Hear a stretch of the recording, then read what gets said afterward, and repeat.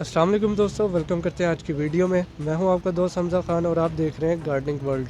आज की वीडियो में मैं बात करने वाला हूं लेमन प्लांट के बारे में।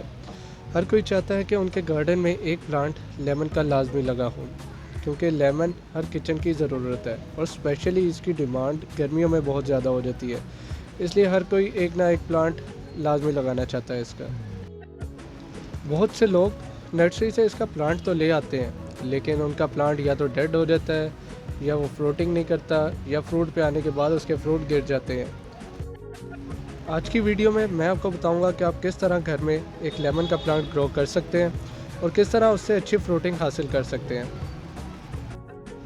आप सब लोगों ने वीडियो को शुरू से एंड तक लाजमी देखना है ताकि कोई भी इम्पोर्टेंट पॉइंट आपसे मिस ना हो। सबसे पहले हम बात करते हैं प्लांट की सिलेक्शन का, कि आपने कौन सा प्लांट लेना है। वैसे तो लेमन प्लांट में बहुत सी वैरायटीज़ अब आती हैं, जैसे कि China lemon, seedless lemon, little lemon और इवन के वेरीगेटेड लाइम भी अब आता है।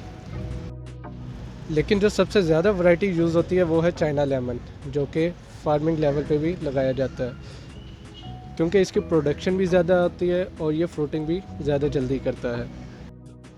आपके सामने जो प्लांट मौजूद हैं वो है चाइना लेमन। आपने कोशिश करनी है कि आप ये प्लांट हमेशा ग्राफ्टेड लें, यानी जिस पे पेवन लगी हो। ग्राफ्टेड मतलब जैसे ये मेन स्टेम्प है एक, और इसके ऊपर इस टहनी का ग्राफ्ट यहाँ से लगा हुआ है। इससे फ़ायदा ये होगा कि ये फ्रूटिंग भी जल्दी करेगा और इस पर फ्रूटिंग भी ज़्यादा होगी। प्लांट ख़रीदने के बाद नेक्स्ट स्टेप जो आता है कि आपने इसे लगाना किस में है। अगर तो आप इसे ज़मीन में लगा रहे हैं तो ये बहुत अच्छी फ्रूटिंग करेगा और अच्छा ग्रो करेगा।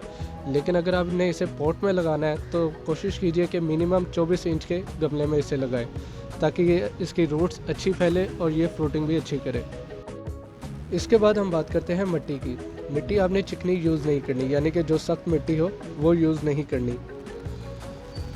आप नर्सरी से भी इसके लिए मिट्टी ख़रीद सकते हैं और इसके अंदर 30% आप कंपोस्ट ऐड कर लें, और प्लांट लगाने से पहले 1 चम्मच उस मिट्टी में DAP का भी मिक्स कर लें, जिससे आपके प्लांट की रूट्स अच्छी डेवलप होंगी।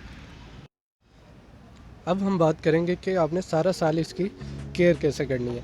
तो ये जो आप प्लांट देख रहे हैं ये मैंने दिसंबर में परचेज़ किए हैं, क्योंकि दिसंबर के महीने में ही इसे ज़मीन से निकाल के नर्सरी पे सेल के लिए लाया जाता है। दिसंबर के मंथ में ये प्लांट आपको बहुत इजीली मिल जाएंगे। हर नर्सरी पे ये प्लांट 3 से 4 फीट के पड़े होंगे। आप उन प्लांट्स को घर ले आएँ और उनकी अच्छी तरह कटिंग कर दें। कटिंग करना प्लांट के लिए बहुत लाजमी है। जैसे ही आप प्लांट की कटिंग करेंगे उसकी न्यू शूट्स निकलना स्टार्ट हो जाएंगी, और जितनी नई टहनियाँ होंगी उतनी ही ज़्यादा फ्रूटिंग होगी। अब जैसे ये एक स्टेम्प है, और अगर मैं यहाँ से इसको कट कर दूँ तो बाद में यहाँ से 2 स्टेम्प निकलेंगी और दोनों पे ही फ्रूटिंग लगेगी। कटिंग के बाद आपने इसमें कोई भी फर्टिलाइज़र नहीं डालना, क्योंकि दिसंबर का मंथ इनका रेस्ट टाइम होता है। इस महीने में इनके सारे पत्ते गिर जाते हैं। आपने दोबारा इसमें फर्टिलाइज़र फरवरी और मार्च के महीने में देना, जब इनका ग्रोथ सीज़न स्टार्ट हो, तब इनको खुराक की ज़रूरत होती है। फरवरी और मार्च के महीने में आपने इसे अच्छी तरह फर्टिलाइज़ करना है, यानी कि आप इसे NPK 20-20-20 का स्प्रे करें, कंपोस्ट इसमें ऐड करें, और डिफरेंट फर्टिलाइज़र आप यूज़ कर सकते हैं ताकि इसकी ग्रोथ अच्छी हो। उसके बाद जब प्लांट फ्लावरिंग पे आ जाए तब आपने इसकी केयर ज़्यादा करनी है। तब आपने NPK 20-20 की जगह 5-15-45 अप्लाई करना है, ताकि इसका फ्लावर हेल्दी हो और इसका फ्रूट भी अच्छा बने। इस टाइम पे आपने पानी ज़्यादा नहीं देना है इसे, और ना ही बिल्कुल पानी ड्राई होने देना है, बिल्कुल नॉर्मल पानी देना है।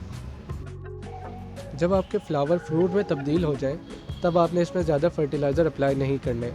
तब अगर आप चाहें तो यूज़ कर सकते हैं सल्फेट ऑफ पोटैश, जिससे आपका जो फ्रूट है उसका साइज़ इंक्रीज़ होगा और वो ज़्यादा जूसी बनेगा। अगर आप चाहें तो इन सब फर्टिलाइज़र की डिटेल हमारे चैनल पे देख सकते हैं कि इनको कितना, कब और कैसे यूज़ करना है।